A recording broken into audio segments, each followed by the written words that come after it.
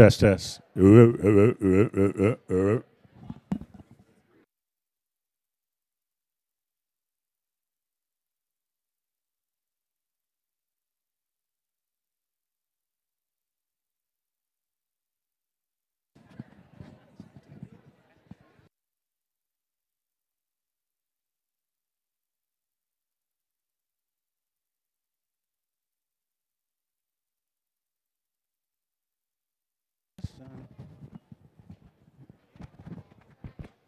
Get it out, get it out.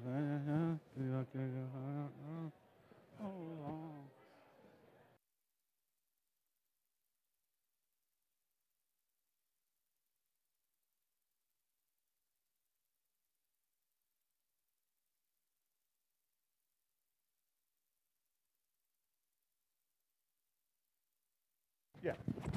Whatever.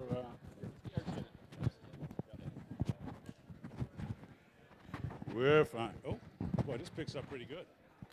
this mic picks up really good. Yesterday was being fuzzy, and I'm like, why is it so fuzzy? No, it seems to be. Oh.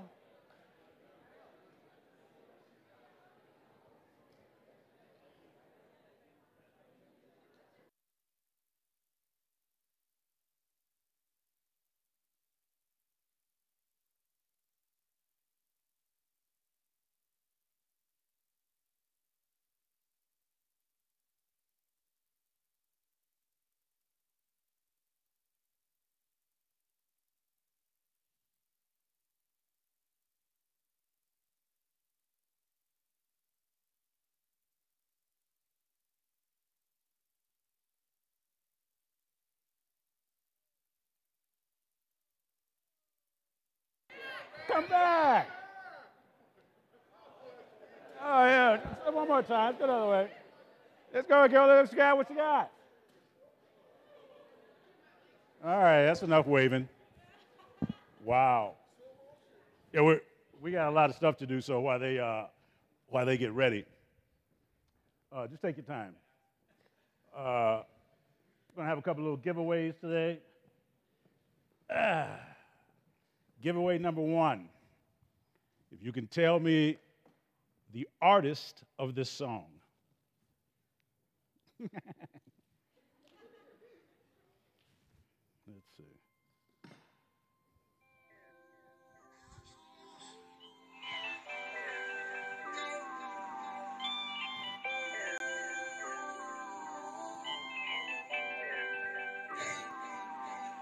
If I ever took a loss, I learned a lesson. Lecrae, you're right.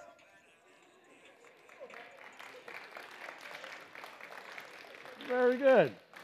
Now don't forget, I'm gonna give you a free. You got a free book coming. All right, I gotta take a picture with you though. Okay? Is that okay if I take a picture with you? Okay. I was just screwing around while you guys were getting ready. So we did the wave. What's that? You did the wave? Yeah. Hey, let's do another wave for the principal here. You guys start down there because you were weak. That group over there. Oh. And back. All right, very nice. That's a first for me. Yeah, well, you know. Oh, is it? Yeah. Oh, can I do that here? We did. So you didn't wave with us, bro. That's okay. I'll get you later. All right. Huh? Can I introduce you? Oh yeah. Let me get myself together, man. Okay. Let me know when you're together. Yeah, I need to take a picture of these lovely people. Let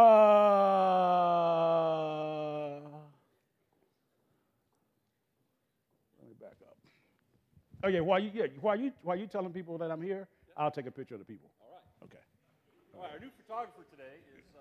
David Cook. So actually, he's a former coach, or still is coach, but coached in a lot of different places throughout the Milwaukee area and the United States.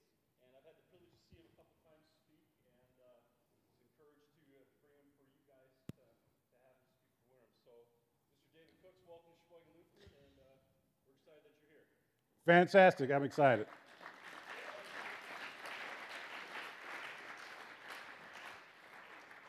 Man, technology is interesting. Hold on. Oh, you good with what you? Oh yeah. No, is that like the clicker thing? So I can click like that. Okay. Which one's the? This is, I didn't say clap, clap, clap. I said click, click, click. Wait, what kind of grades you guys get here? What? I'm sorry. What'd you say? No, it's this one right there. Oh, this one right here. That one right there. Okay.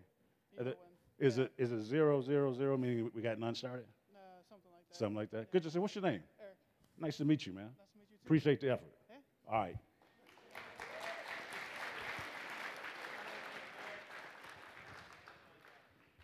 You know, I don't know anything about technology, so my camera thing is off. All right. I didn't get my picture, but I'm going to get a picture. Somebody's going to take a picture for me at some point because I need to have this. All right, all you lovely people. So all of a sudden it got dark in here. Are we at a steakhouse or something? Know anything about that? All right. Well, we're going to have a little bit of fun. We're going to talk about a few things for the next few moments. I probably won't be the full hour, but I want to leave some time for some questions, some Q&A time for when we get done. Let me just give you a little bit of background. It's going to be a great day. When I just put this mic in my pocket, you know what? Let me show you what I found. I found a 20 in my pocket. It went from a good morning to a great morning. You know, that's like when you just find some money you didn't know you had. I probably should have sent this to the cleaners, but never mind. So that's pretty good. So that means we're going to have a good morning. I'm David Cooks, as coach, principal said. Let me just give a little bit of my background. You guys hear me okay? I mean, I'm a coach, so this is my territory. Fool around and make me run you in here, because you'll be doing line drills if you're not paying attention. Some of y'all don't know what that means. Okay. All right. Born and raised in Milwaukee, Wisconsin. Went to Marquette High School. Went to Whitewater. And then ended up at Duke with my MBA. We're going to talk about some of all of that. I was 15 years old when I had a spinal aneurysm, and we're going to walk you through some of that experience and what the last 40 years of my life has been like in a wheelchair. I want to first start off by saying to you that God has been really good to me. Not just good, really good to me. And so I don't want you to forget that as I start talking to you today about servant leadership and how you can make an impact in spite of what your situation is and stuff that you go through, that you can touch people's lives. I've been blessed to coach, as Coach mentioned. You know, this is the first time in about 30 years that I'm not coaching. I wrote a book, and we'll talk about that in a moment too, and opted not to coach. I was at Concordia University the last 5 years, I believe, and prior to that I was at Marquette High, 14 or so. I coached at Duke in the early 90s, and I've done some USA basketball, some international stuff too. So I've been really blessed to do some unbelievable things, you know. So that's kind of my background. I live in Tulsa. I have a lovely wife. Her name is Mary Pat. We've been married now, where's my phone? I'm like, what is that? 11 years. She is a math teacher at New Berlin West and also coaches girls basketball. So our marriage works really good. We don't see each other from October until March because of our schedules are just so crazy. And she's a good person. So that's kind of my background. Let me see if I can work this.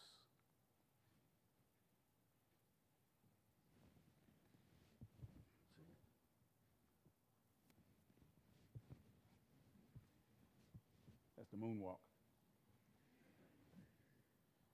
Oh. We had it. There we go, right here. Thank you.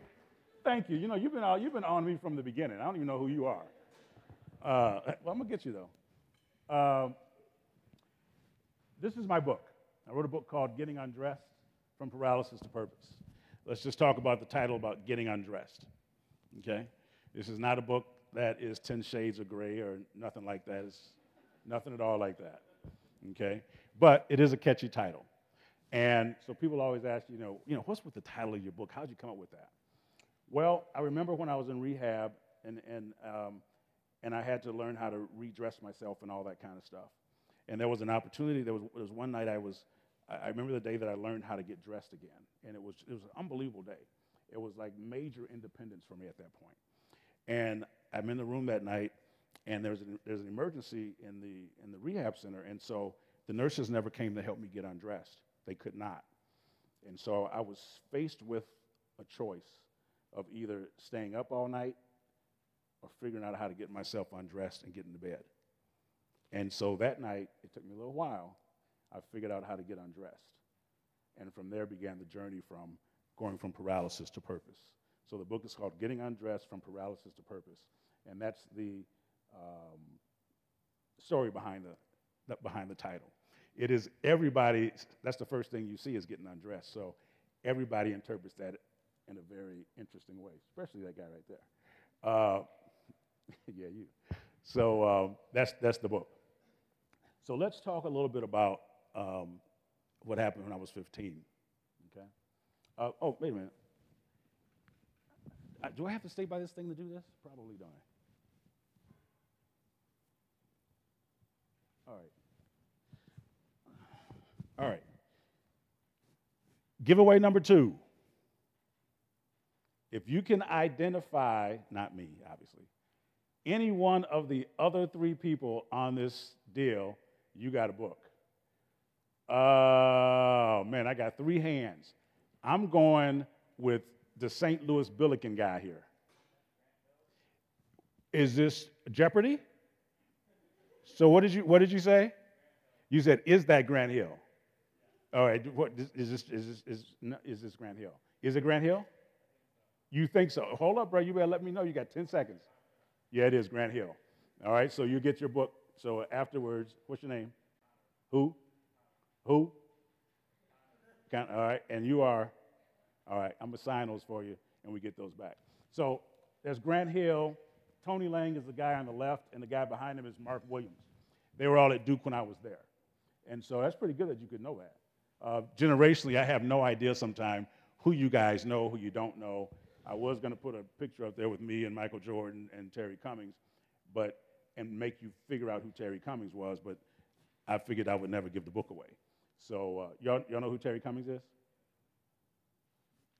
Okay, it's silent. Okay, so I didn't do that. So congratulations. So that's from my time at Duke. So let's go back to October 19th of 1979, okay? It was a Friday. We were in quarter exams at Marquette High School. I was a pretty good hooper. I was a baller with no shot caller. I could create my own stuff, do my own thing. There's no tape to prove that I'm not telling the truth, so you got to believe me. There was no YouTube back then, or social media wasn't there, but I could hoop a little bit. I'm just telling you I could hoop. And I was a point guard. My friends called me Gus Williams, and Gus Williams was a point guard with the Seattle Supersonics when they were really good back in the day. And so that was my nickname. And so I would drop dimes and pick up change and do all that kind of stuff. And so we went to school that Friday. It was I didn't make the team my freshman year. I had one goal in high school, and I wanted to make my high school team. I never wanted to be in the NBA or do anything like that. I just wanted to play for my high school. And so I didn't make either team freshman year. It was crazy. There were like 80 kids that tried out. I didn't make the A team. Then I got hurt, didn't make the B team. So I was just devastated. I was devastated. And so I spent all that off season working on my craft. Back in the day, we used to play on playgrounds. Wasn't nothing organized. We just had to be home when the street lights came on. And so we would travel from playground to playground and just hoop. We never ate. I don't even know how we survived because we didn't eat or drink or anything. We didn't know about hydration back then. You just hooped until you fell out. And so I played and played and played all summer and got better. So October 19th of 1970, it was a Friday. We went to school. We were in quarter exams. And so we didn't have to be in school all day. Being in school all day is a problem anyway, was for me. That's a long time. I like for school to go from like 10 o'clock to 2 o'clock. That'd be like a perfect school day for me. I don't need no lunch. I don't need anything else. Just 10 o'clock, 2 o'clock, and I'm out. So I love that day. We got to school, took our exams, got out of there, and so afterwards we would play basketball. I woke up that morning and my back was feeling a little bit odd. And so I didn't think much about it. I just had a physical the week before, got a clean bill of health. Doctor said I was great. And so didn't think much of it. Went to school, took the exams, went in the gym, and played that day. And some of the coaches were in there, Coach Nowak, some of the people who are seasoned, remember Coach Nowak and some of the people at Market High. And so I was playing a little bit, but I wasn't myself. But, I did all right. I did okay, but I wasn't myself. So tryouts were that Monday. And so I get home, and my back is bothering me a little bit more. I don't say much about it. I kind of try to lay down, go to sleep. Back in the day when we grew up, if you weren't feeling well, they told you to go lay down. So these kids have no idea what I'm talking about. What do you mean? Yeah, you don't feel good? Go lay down. That was between that and Robitussin. That was like the two things you always did. And so, right, Robitussin, you would rub Robitussin on, you would drink it, you put it in your hair. It was all different kind of stuff. And so then I laid down, but I didn't feel any better when I got up. I actually kind of felt worse. And so I told my mom and dad about it, and at that point, we went to the emergency room, which there was a hospital across from where we lived. And so we went there. It took them about 5 hours or so to get to me, and then they ran a bunch of tests. And in the midst of this exam, it showed a blood vessel had erupted on my spinal cord. And there was nothing they could do about it. They went in and did some surgery just to check, and that was it. And so in a matter of 24 hours, I went from crossing up and doing people to having to figure out how to get dressed. Okay? So that's the story. But more importantly than what happened is what has happened since then. Now, let me give you some more background before I go into some other things that can help you in terms of how you can make a difference in people's lives. When I was 13 years old, and I love this when I speak at faith-based places because I can really talk about it. When I was 13 years old, I gave my life to Jesus Christ, and I wasn't playing. I didn't know what that meant, but I knew that I didn't like it real hot. So I was like, maybe it's just get out of hell kind of thing, get out of hell free card, And so I was gonna live for Christ. Didn't know what that meant. And so, but I had began to study His Word, and I saw my parents' Christian life and how they lived there. So I just kind of did what they did. They would read the Bible, and they would pray and all that kind of stuff. And so that's what I did. And so as I began to read the Scripture and all that kind of stuff, I was like, okay, God wants us to be fruitful and multiply and have a good life and all that kind of stuff. And then I'm at 15 years old. This happens. And I'm perplexed. I'm like, I didn't sign up for this. I didn't sign up for this part of salvation. I signed up for the good part of salvation. So I'm like, God, what's going on here? Where do I go next? What do I do? But, the Bible says that there's a peace that passes all understanding that will guard your heart and your mind in Christ.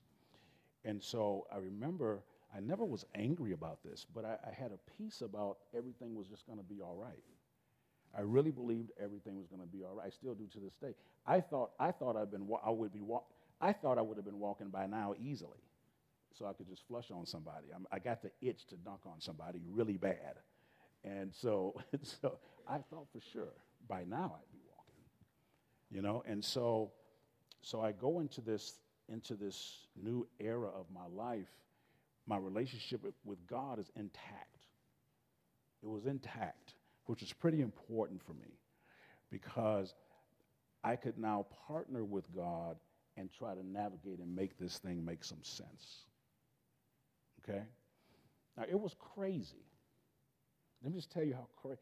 It was the craziest thing. I can't even put into words for you what it was like to be walking one moment and not the next with no real event or accident or anything. It's like, it's just hard to explain. And so I had a choice at that point.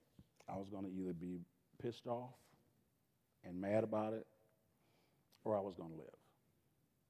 That was my choice. I chose to live. I was 15 years old. I was good looking, just like I am now. God bless you, whoever that was. And I was just starting to like girls. They had been liking me for a long time, but I was just starting to like them. So, you know, I was like, I got to get back to school. Now, I was at an all-boys school. Marquette's an all-boys school, so I had to do my Mackin outside of the classroom because there were no girls in the classroom. But anyway, so I had a lot going on. I wanted to get back to school. I was juiced up to get back. I know y'all laughing. Let's just keep it. I'm a real dude. We keeps it 100 up in here. And so, so I was excited to get back. I wanted to get back to school so bad. And so my first lesson in the hospital was about perspective and how important perspective is in helping you handle adversity and deal with the things that you deal with. I remember one of my first days there, I was rolling down the hallway and I saw people that was so worse off than me, it blew my mind. People who couldn't move anything, people that had brain injuries that couldn't talk, that had to get help with everything they needed.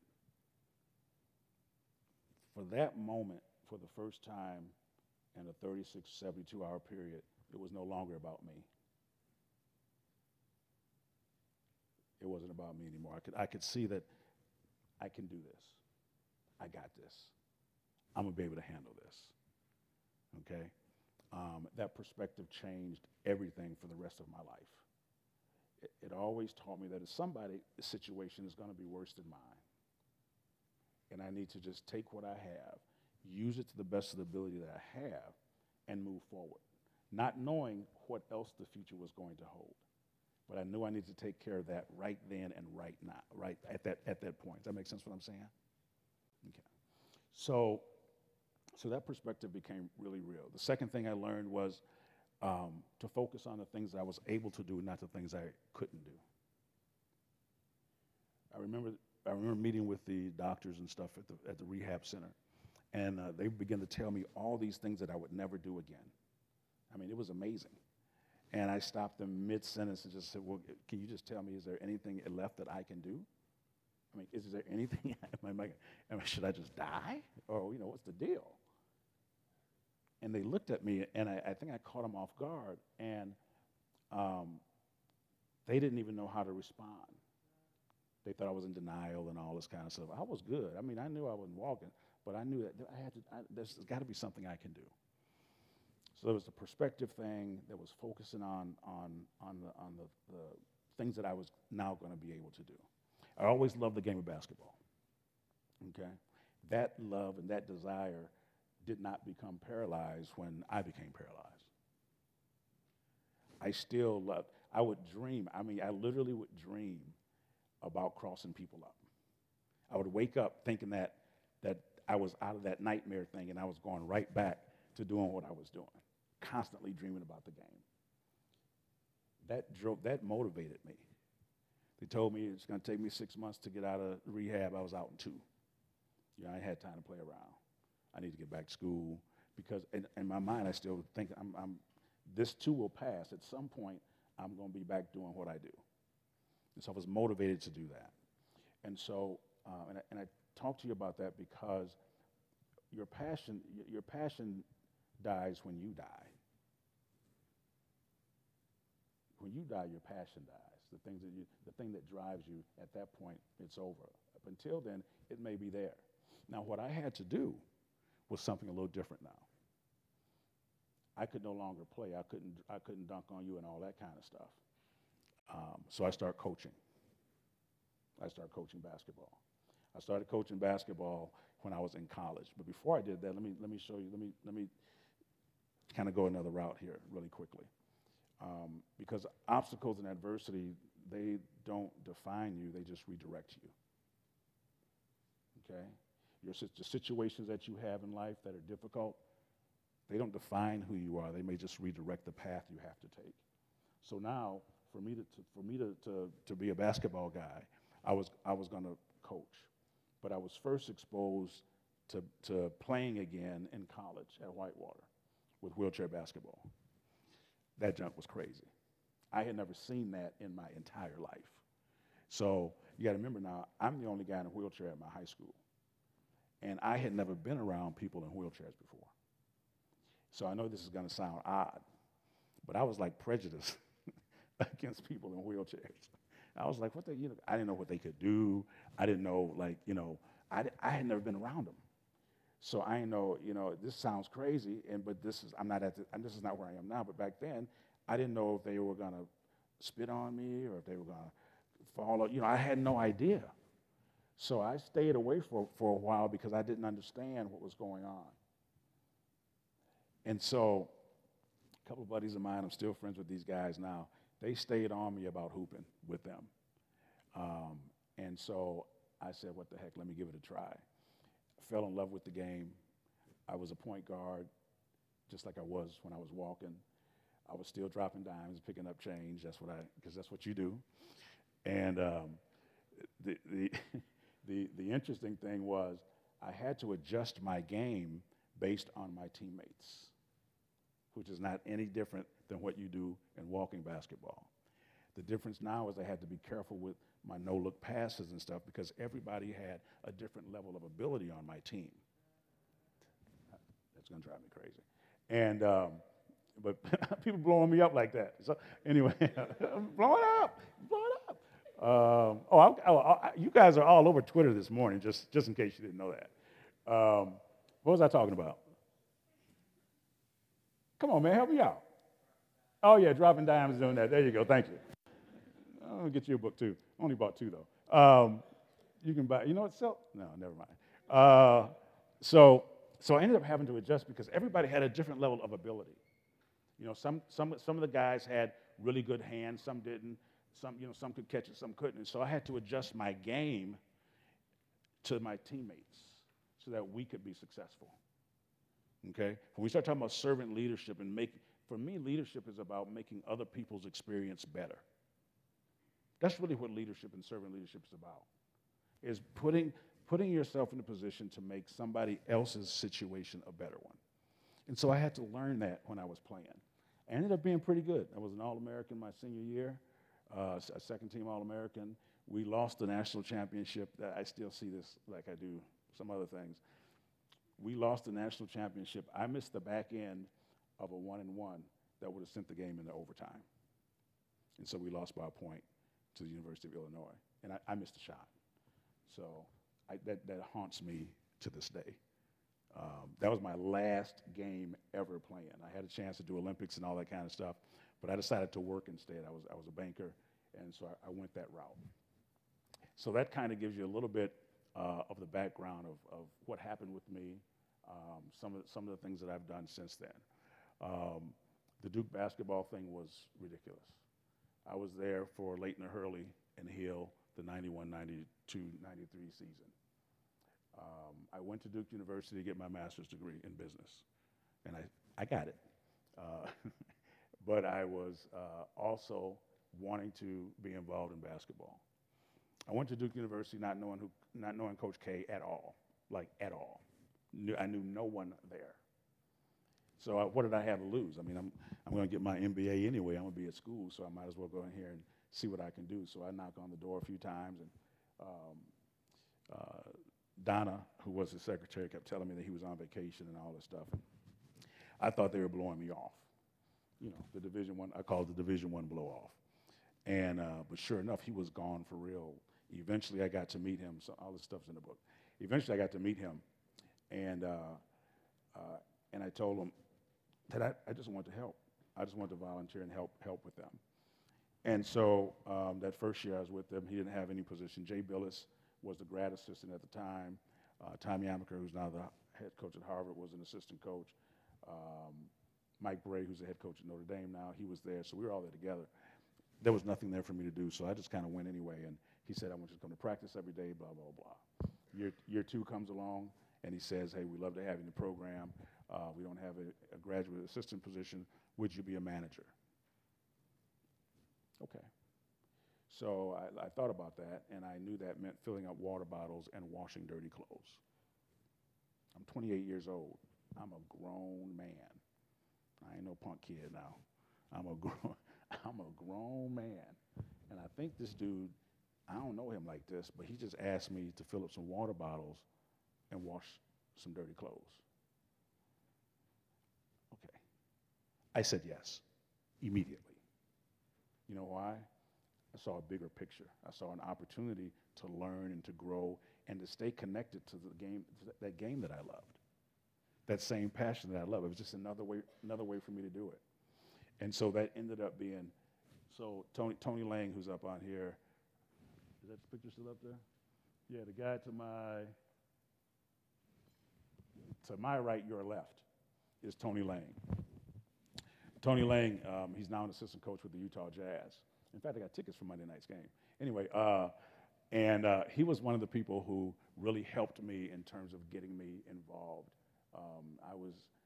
He saw me coaching some AAU teams back, and Coach, you probably remember some of the teams with the Vic Tanny Warriors that had Jim McIlvain, Damon Key, Silas Mills, Calvin Rayford, Dean Camucci, just some of the best players, Frank Secker, all them guys. I was fortunate enough to coach some of those guys. And he had seen me coaching down in Florida. And he's in the office and he tells them, he's like, hey, are you here to help us?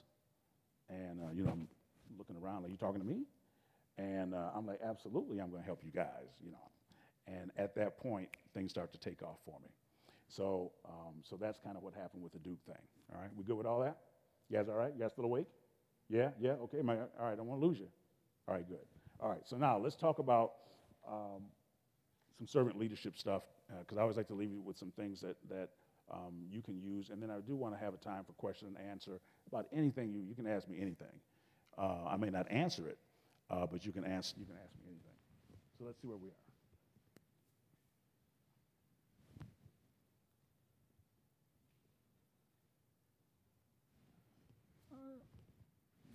We went backward, didn't we? Okay.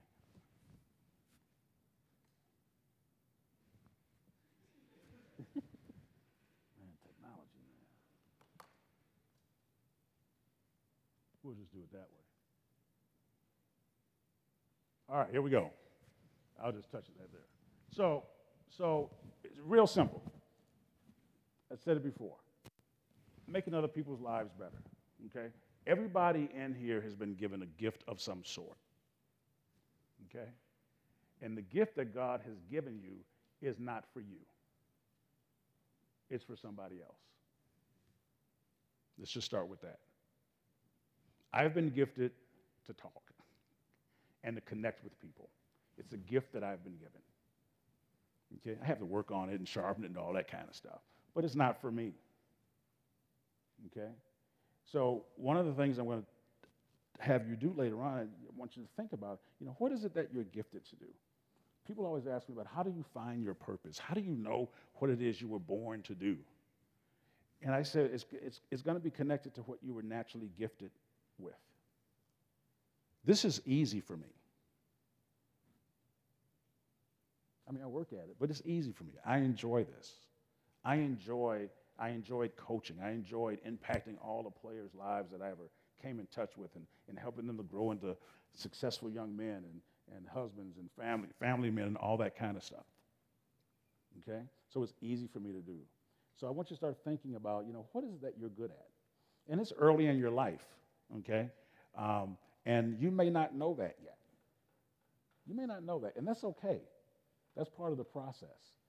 But begin to think about, what is it that you have that can make somebody else's experience a better experience? What is it that you have that can make somebody else's lives better?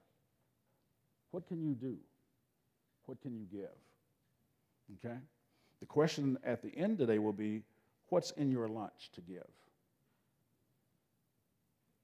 What's in your lunch to give? And we'll talk about that, okay? Yeah. So let's, I got to keep going back and forth just because that's how I have to do it.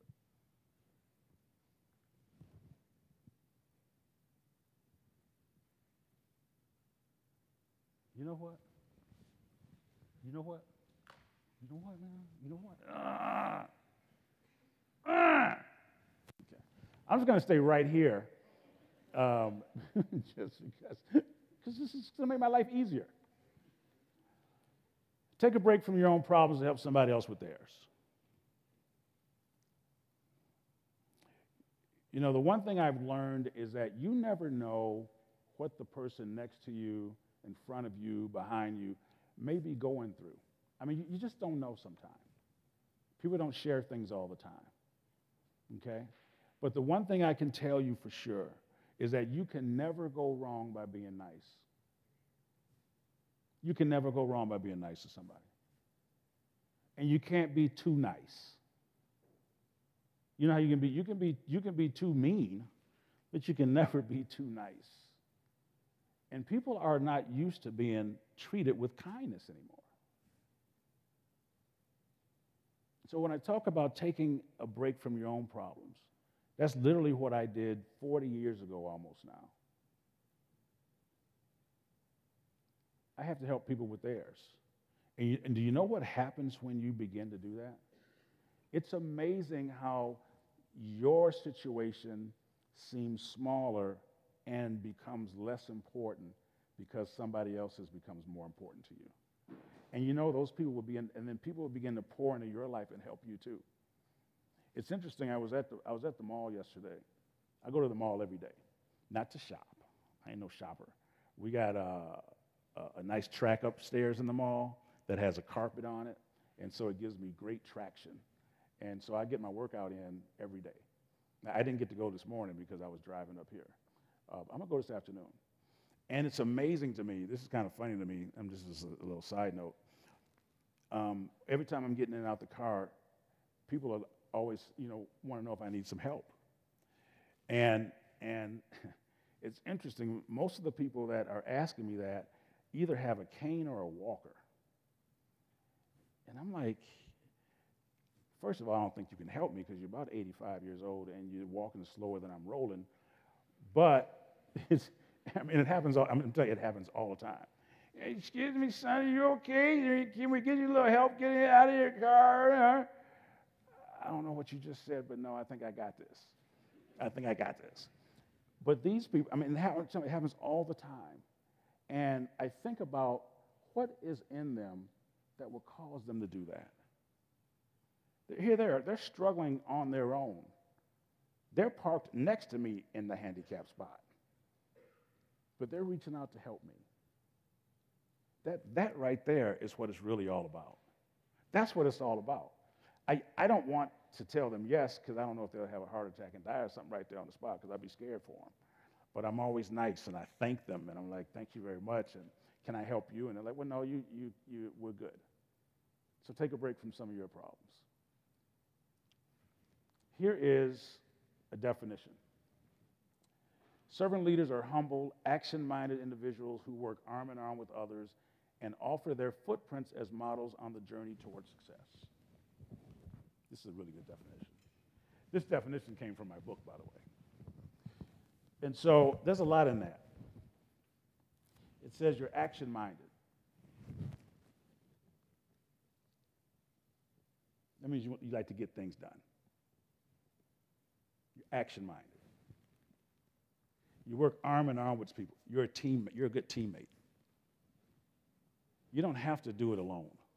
That's what I love about life, is that you really don't have to do it by yourself. You can work with somebody. You may not know what to do. You may not know what to say. Somebody can go with you. Somebody can help you through that and allow for you to make a difference. You work arm in arm, action-oriented people. And then it says, we leave a footprint. Leave a footprint. I didn't realize how many people were watching my life and how I was dealing with my situation and how it was impacting them. I had no idea. I had no idea. I was just living my life, doing what I thought I needed to do. But people were watching me. And people will watch you to see how you deal with adversity and how you deal with difficulty and how you deal with things in your life. And you will have the ability to leave footprints for somebody else to follow. Because we all leave footprints. Everybody leaves a footprint wherever they've been. And the question is, where do your footprints lead?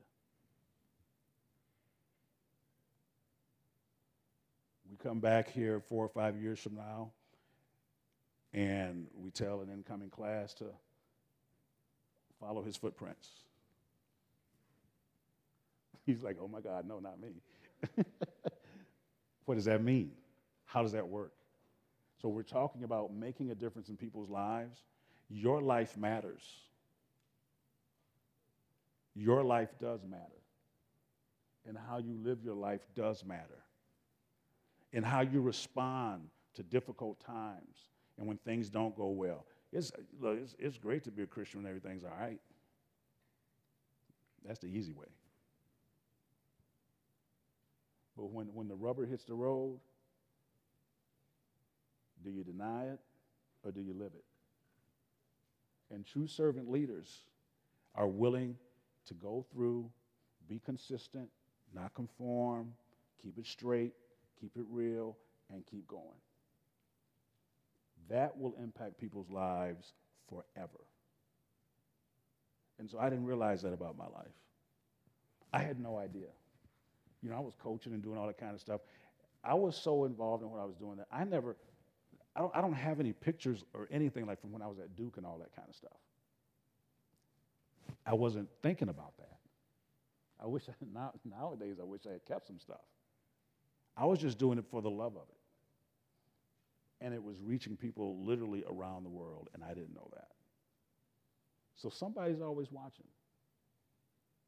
It's the people that you don't know. They're watching just to see how you handle it.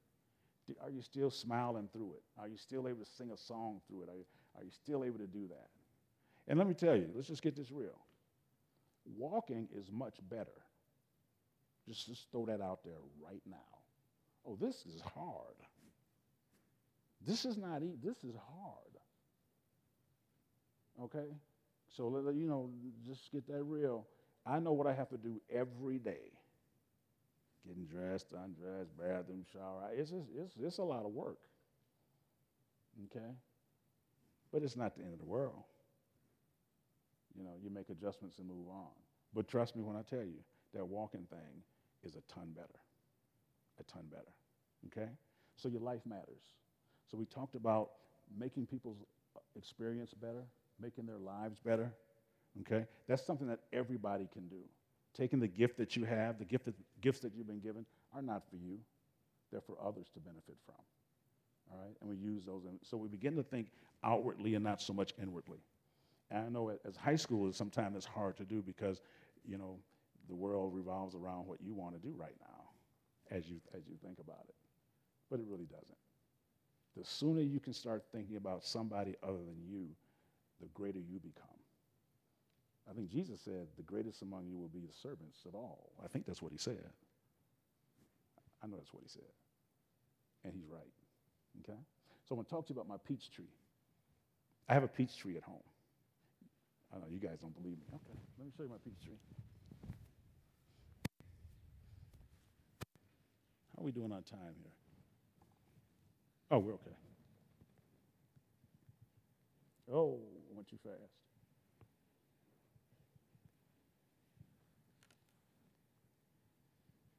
What happened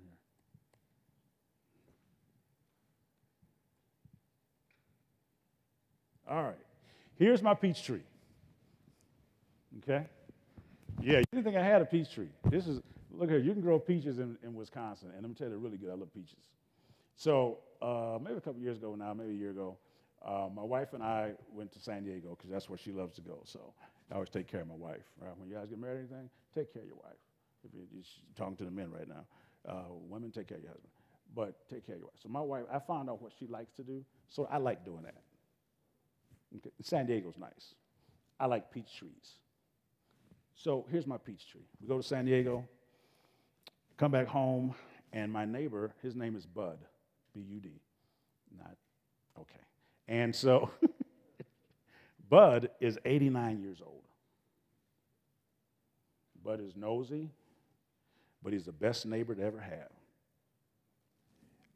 I'm getting out of the car. Now, Bud can still walk pretty good at 89. Dave, your peach tree collapsed. I'm like, oh my God, my peach tree collapsed. Oh my God, my peach tree collapsed. My wife said she thought I was going to have a heart attack. Because, you know, You know, the peach tree thing is a problem, all right? I really like my peach tree, all right? And so I've got a Honeycrisp tree and a garden and all that. But the peach thing, because you can eat those right off the tree, you can make some peach cobbler and do some stuff with it. So he tells me my peach tree collapsed while I was gone. I'm like, what? What do you mean it collapsed? We've been gone a week. And before we left, I had tied the limbs and stuff together because there was a lot of fruit on it, and so I figured we were good. Well, while we were gone, there was some exponential growth. I don't know what happened to them peaches, but they was on steroids. Them peaches was like crazy. And so then I guess the peach tree broke under the weight of its own fruit. That's a whole different message right there. And so the peach tree was kind of young. It was only like 3 years old, I think, at the time. And I didn't expect it. This is my second peach tree, just so you know. I cut down the other one after like 10 years.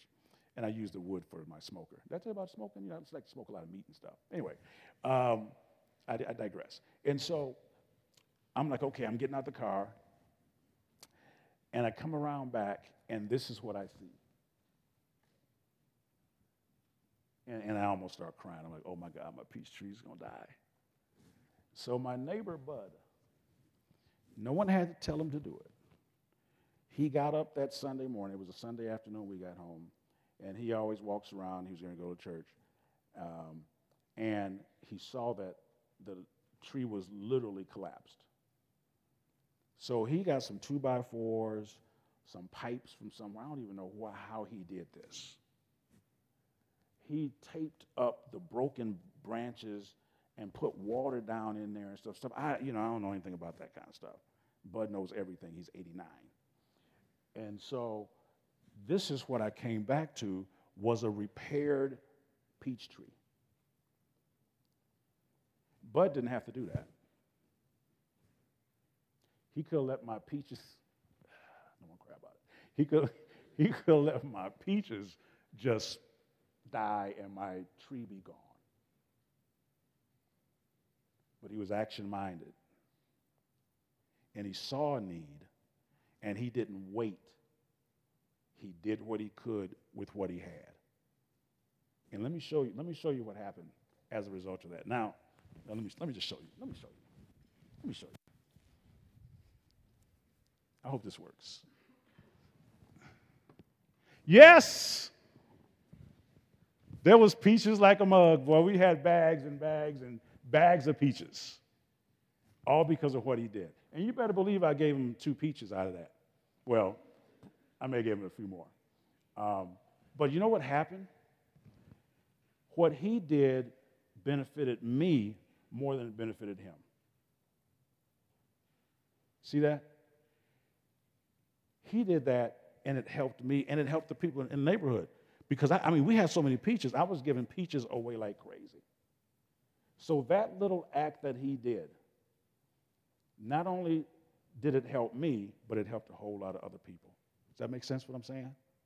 And that's what I'm talking about. Those little bitty things, man, they make a big difference. Now, we lost, this year, I still have this tree. And 2 of those limbs died. I know. I might buy another tree this winter. But we still got a bunch of fruit off the tree this year. And so part of the message in that is that it was a temporary fix, and still some things went wrong, but I still got a peach tree. And I got some frozen pies in the freezer.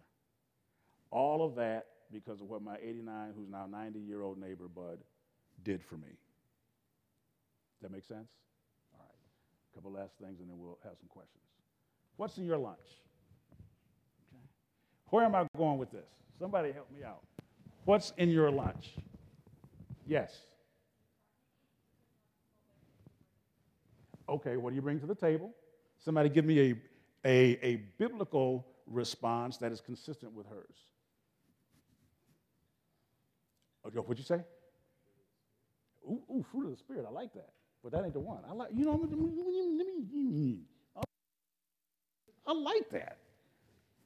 What about the 5 fish and the 2 loaves? The boy, the teenager. Remember the teenager that had lunch? And Jesus was talking to all these people, and people got hungry and everything, and disciples said, we ain't got no meat, and send him home. And some lad, the Bible calls him a lad. He don't even have no name. He doesn't get the dignity of a name in the scripture. A lad with a lunch. So this dude, I want you to think about him for a minute. He's your age. Would you be giving up your lunch for somebody?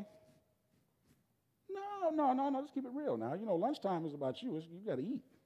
Because so he had to be a special lad. So this lad gives his lunch to Christ. And then Christ, anything that you give to God, he blesses, just so you understand that. And when God blesses, he multiplies. And so that's why, see, that's a whole nother thing. You're getting the preacher in me now. So when you give it to God, he multiplies, and that's what he'll do with your life. What he's done for me is taken my life and impacted thousands of lives. When Christ died, he said, unless a seed fall into the ground and die, you can't have it, all right? So Christ died so many can be saved. Okay? And so, I forgot what I was saying because you got me in the preacher mode. What was I saying, man? Oh, yeah, your lunch. There we go. So who said lunch? Who said that to me? Oh, thank you. You've been talking to me a lot, but you've been talking like quiet because I can hear you. Okay, that's good. All right, so this boy gives his lunch. He was willing, I mean, did he know? I don't know. The scripture doesn't tell us that he would get his lunch back. He just gave it up. He just gave it up. And then he fed thousands with it. And there was some left over. What do you have in your lunch to give? Are you willing to give your lunch for somebody else? Just think about that. We talked about what's your gifts, what's your talents. What's in your lunch? We all got a bag of something that we can give.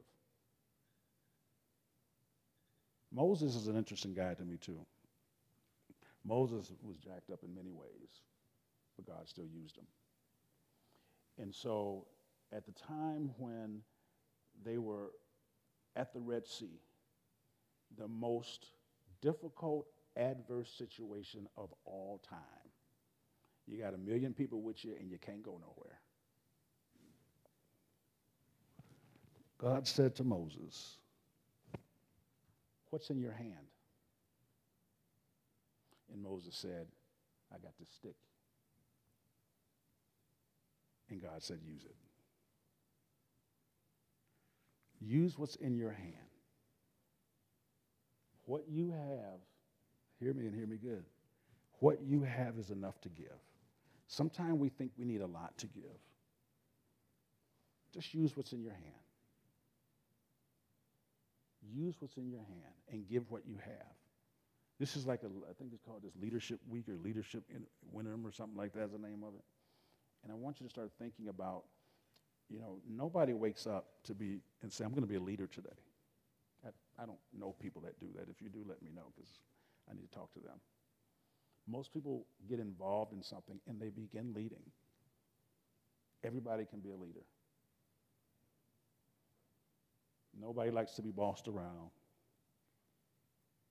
People like to be led. Another way of saying that is people like to be served. And you have the ability to really make a difference. Okay? One last thing, and then we'll take some questions. You guys have been really, really good. All right? Let me get one last slide. And get you back.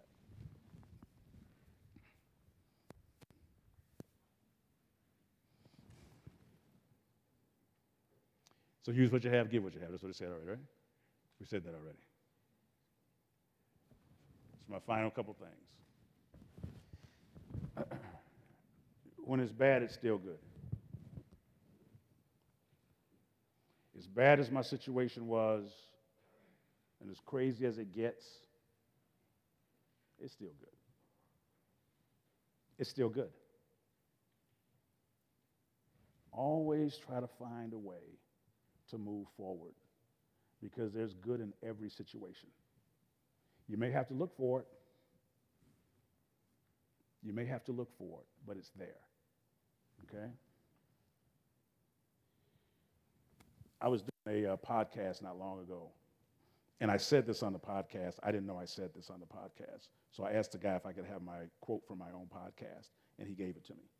So, my legs became paralyzed, but my life did not, and neither did my passion or my zeal to make a difference in life and to be successful. That's me right there. I get juiced up. I mean, I really get juiced up when I impact somebody else's life. I mean, man, it's crazy to me. When people tweet me or send me messages saying, man, we really love what you had to say, and you changed my life this way.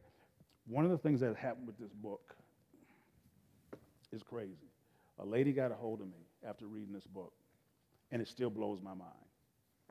After 35 years of smoking 2 packs of cigarettes a day, this is still mind-blowing to me. She read the book. She was so inspired that she thought now was the time to stop smoking. And it's been 6 months since she's picked up a cigarette. I don't have to sell another book. I mean, I told God, I said, that was worth, I don't like to read or write, and I got a book. I just don't ask me how that happened. But when I got that email,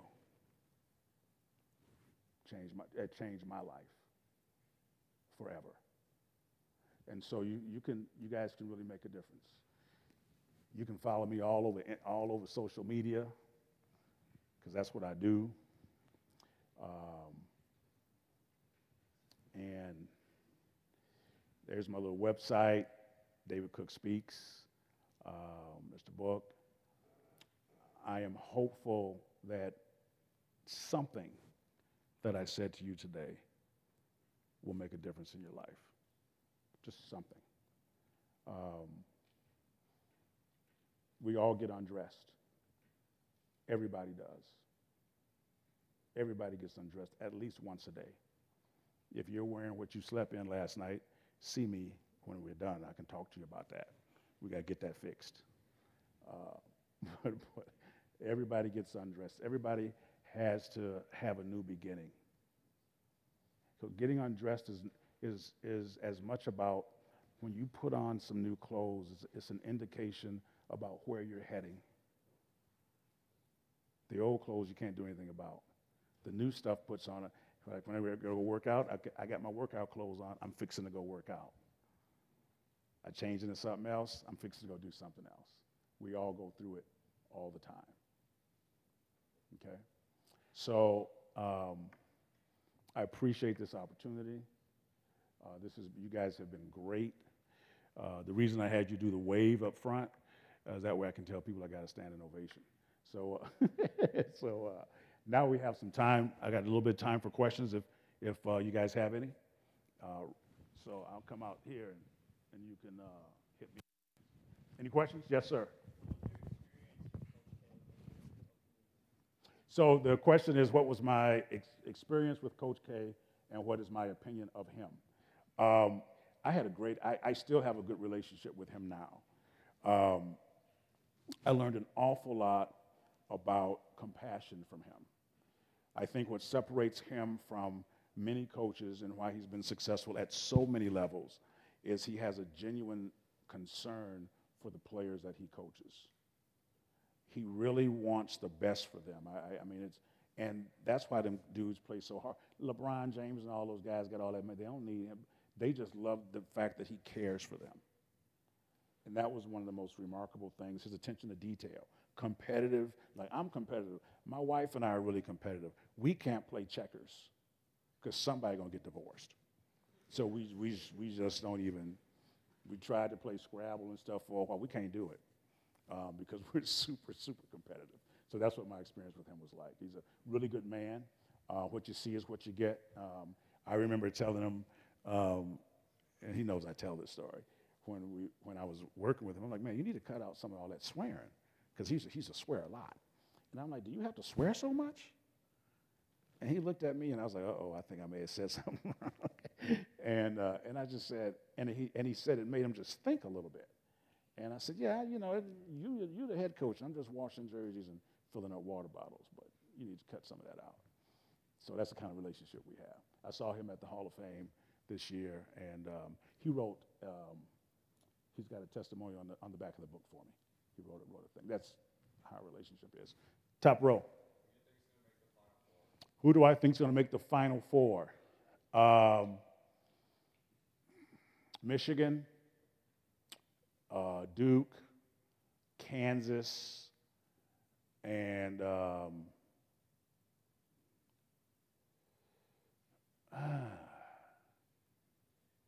like Tennessee.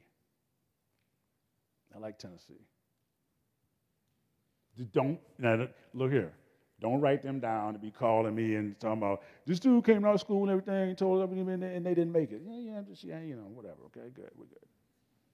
Yes.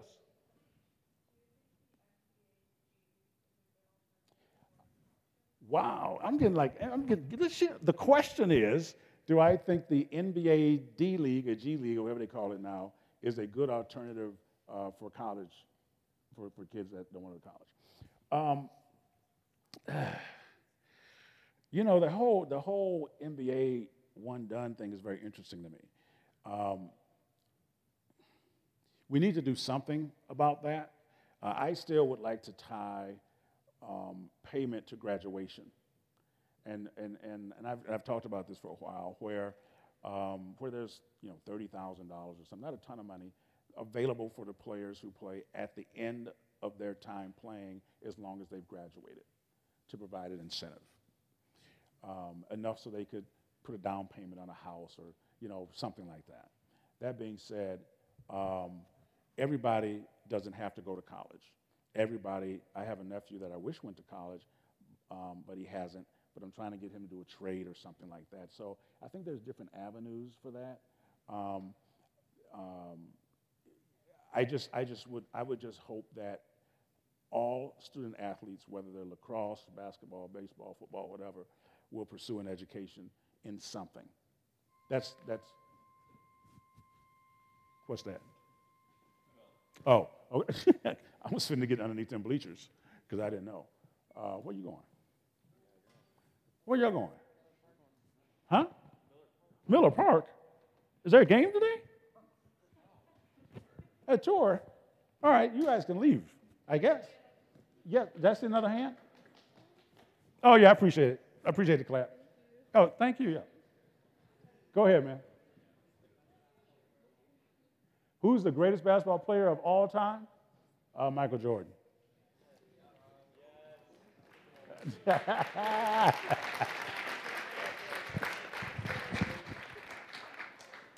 Anything else? Yes, you got another one?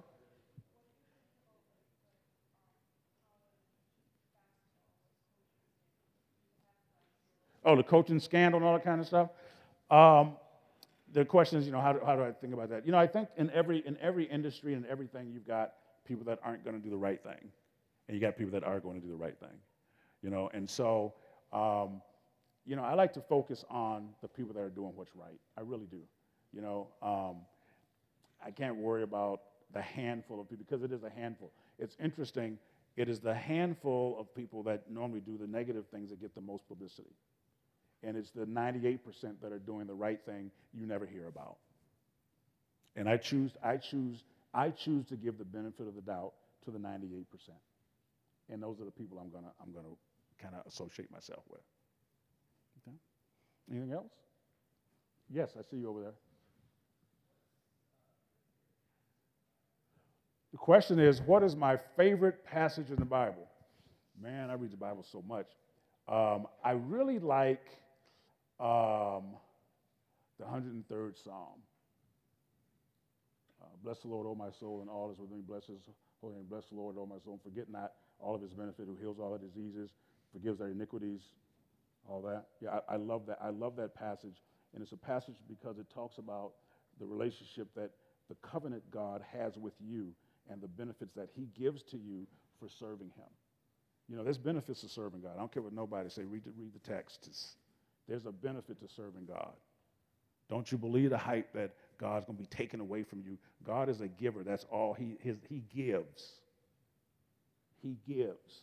And I tell people that all the time. There is a benefit when you're really walking with him. Now, don't, this ain't Drake's God's plan, all right? That's a nice song with a different beat and all that. But God's plan is in the book of Jeremiah. That's his plan for your life. And you don't play up in that like you don't know. You know if you're real with God or you're not. You know. And if you're not, just get it right. Because there's a benefit. I'm telling you, there's a benefit to serving God. He opens doors that nobody can close. He closes doors that he doesn't want you to go through.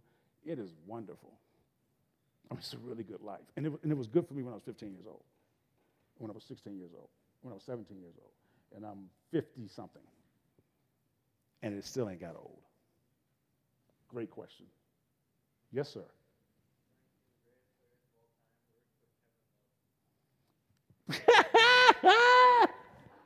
He said to me, you serious? Okay. He said, in the greatest players of all time, where would you put Kevin Love? Not in the conversation. I wouldn't put him in the conversation. Sorry. Anything else?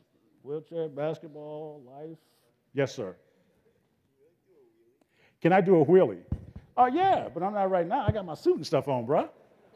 I got on nice clothes and all that, but I used to do a whole lot more of that kind of stuff when I was younger, just because. Now I do it when I need to. If I need to pop over something, do something, that I can do that. I used to run around and spin in circles and do all that kind of stuff. I fool around and hit my head on the ground now doing some of that. But yes, I'm not doing it right now, but yes, I can do some. Yes, I can. And those kind of questions don't offend me. We didn't get a chance to talk about that today. You guys live in a society that are so sensitive about everything in the world. I grew up with a saying that said, "Sticks and stones will break my bones, but words will never hurt me." That's what I grew up with. Now y'all got words that hurt me, words that kill you. You said something about me. Something we need to start learning how to give people the benefit of the doubt and let them grow. Be nice to people. I tell people all the time, they get real uncomfortable when I tell them I got fired as a basketball coach. Okay. And then, I don't want to be talking during that. And so, and I tell them all the time, I'm black and in a wheelchair. I ain't supposed to get fired. And it's kind of a joke. And see, he laughed. But some people are like, oh my God, he's black and in a wheelchair. Did he say that? Yeah, I said that. So what? Calm down. The Bible says, woe to that person that's easily offended. I mean, that's what the scripture says. I really do read the Bible a lot.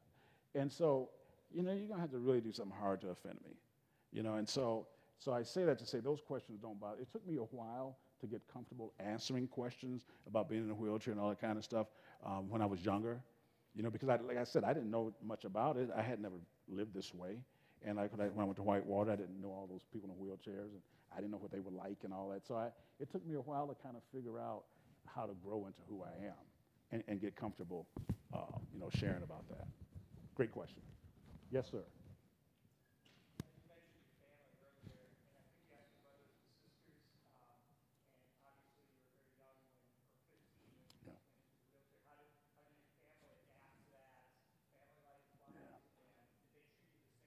Yeah, let's talk about that. Tomorrow night I'm speaking to a bunch of families about that. And so I have an older brother and two younger sisters. And there was a lot of adjustment. My parents are the best. My dad is gone to heaven. My mom is still living. And my parents were no-nonsense people. And they stayed that way when I was they didn't even see the wheelchair. They was like, whatever. You need to go to school, do your work. I never saw them change anything for me. The standard was the same. The expectations were the same. I was supposed to be respectful. Obviously they had to get help doing different things. The house we lived in wasn't really accessible, so I had to get help up and down the stairs and all that kind of stuff. I could no longer be in the room upstairs with my brother because it was upstairs. So all those kind of changes were made. And just like I had to adjust to my teammates in wheelchair basketball, my family adjusted to me being in a wheelchair just in terms of existing. But the rest of that, I think I told the story when I was talking to your teachers. I got a little lippy with my parents when I was 17 years old, and they put me out the house. So I want you to just envision this for a minute. So I was talking to them about some money. Where's all the money going? How come I have money? Blah, blah, blah, blah. That was the wrong thing to say. So my dad told my brother to open the door, and I wonder where they're going. And my dad grabbed my chair, my handles, put me in a wheelie, which he had to do. There's a wheelie. And he bounced me down the stairs, and they closed the door and turned off the light. So I'm sitting outside like, shoot, wasn't no cell phones or nothing back then. You understand? Wasn't none of that. Wasn't no calling nobody. I was sitting outside, and I was like, man, I think I may have messed up on this. And so I ring the doorbell, and they turn the lights off. I'm like, oh, don't you go to bed now. I mean, where am I going to go? So eventually they opened the door, and we had a conversation. So next time you question what we're doing as your parents, you can find another place to live. Do you know they haven't had a problem out of me for 40 years or whatever long it's been? Whatever they want to do, I'm like, yes, ma'am, yes, sir, that's my people. So that's kind of how my family was and is, and they were great. We had some. I look back at it now, and I marvel. I never sensed a bunch of stress or anything in the house. As I talk to my brothers and sisters now, as I begin to write this book, they begin to share with me some of the difficulties they were having in trying to understand it all, and how to keep living, but how to help me, because they didn't know how to do that either. They had no idea how to do that. So that was I think a tough adjustment for my peers, for my siblings, because we were all in the same age. My brother's 2 years older. My one sister is 2 years younger. Then I've got one that's 10 years younger. And so the one that's 10 years younger, she doesn't remember a whole lot of it. She just remembers me coming home in a wheelchair. That's all she said. I remember you kind of coming home, and that kind of thing. So that's kind of the answer to that. Good people. My family's good people. I love my family. Anything else? I can talk to y'all forever. I know y'all don't want to go to class, so. Yes, sir. My favorite coaching memory? It's a memory, getting Marquette High School to the state tournament in 2010. It was the first time in the school's history since WISA and they combined.